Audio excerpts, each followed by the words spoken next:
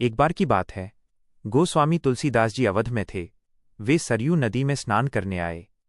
जब वे नदी में उतरकर अंदर की ओर जा रहे थे, उसी समय एक महिला भी वहां स्नान करने पहुंची।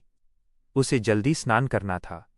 उसने तुलसीदास जी को देखकर प्रणाम किया और कहा, बाबा जी, मुझे शीघ्र स्नान करना अनिवार्य है। आप उस ओर मुख कर नदी में खड़े हो जाइए। आपको आपके राम जी की शपथ है, जब तक मैं ना कहूं, आप न पीछे मुड़कर देखेंगे, न नदी से बाहर निकलेंगे। गोस्वामी जी ने भी उन महिला को आश्वासन दे नदी में महिला की ओर पीठ घुमाकर खड़े हो गए। कड़ाके की ठंड पड़ रही थी। महिला जल्दी जल्दी नहाकर भागी। जल्दबाजी में वो महिला गोस्वामी जी को पीछे मुड़ने व बाहर निकलने को कहना भूल गई। इस कारण गोस्वामी जी घंटों नदी में ही रह गए। जब इतनी देर हो गई और गोस्वामी जी मंदिर नहीं पहुंचे, तब लोग हर जगह उन्हें ढूंढने लगे।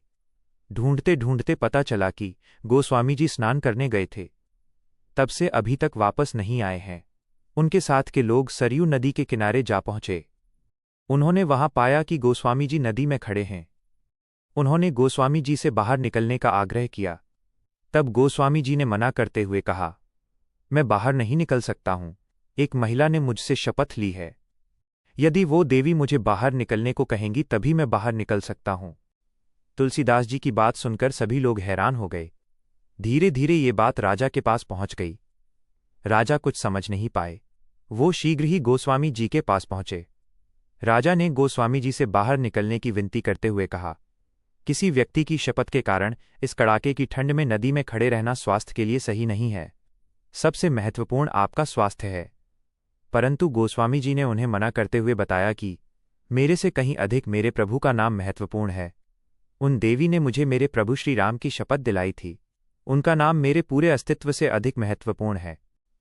भागी आई वह महिला। राजा ने गोस्वामी जी से पूछा, बाबा जी, उन देवी का नाम क्या है? कहाँ की रहने वाली हैं वो? इस प्रश्न पर तुलसीदास जी ने राजा से कहा, मुझे ज्ञात नहीं है। तब राजा ने पूरे अवध में ढोल बजवा के उन महिला को शीघ्र सरयू नदी के तीर पर उपस्थित होकर गोस्वामी जी को शपथ मुक्त करने का आदेश दिया।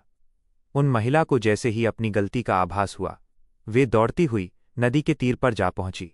वहां हाथ जोड़कर क्षमा याचना करती हुई गोस्वामी जी से कहने लगी, बाबा जी, अब आप पीछे मुड़ सकते हैं और नदी से बाहर भी निकल सकते हैं। तुलसीदास की भक्ति एवं आंतरिक शांति।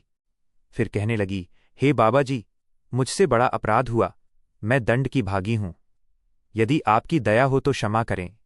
गोस्वामी तुलसीदास ने मुस्काते हुए कहा, नहीं देवी, आपसे कोई अपराध नहीं हुआ है।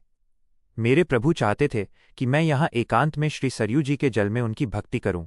मुझे ऐसा करने का शुभ अवसर प्राप्त हुआ। इसके लिए आपको धन्यवाद। ऐसे होते हैं सिद्ध पुरुष, अंतः शांत। ये भारत भूमि है, देवभूमि है, जिसे भगवान भी अवतरित होने के योग्य समझते हैं। भारत भूमि संतों की भूमि है। अनंत काल से कितने ही बड़े ऋषि, मुनि, महात्मा, संत, जन, साधु यहां जन्म लेते आए हैं। अपने ज्ञान की धारा से अपने समय में और उसके बाद भी लोगों को निर्मल करते हैं। यह कहानी श्री राम के नाम के प्रति तुलसीदास जी की अटूट निष्ठा और समर्पण को दर्शाती है। क्या आप इस कहानी के मुख्य संदेश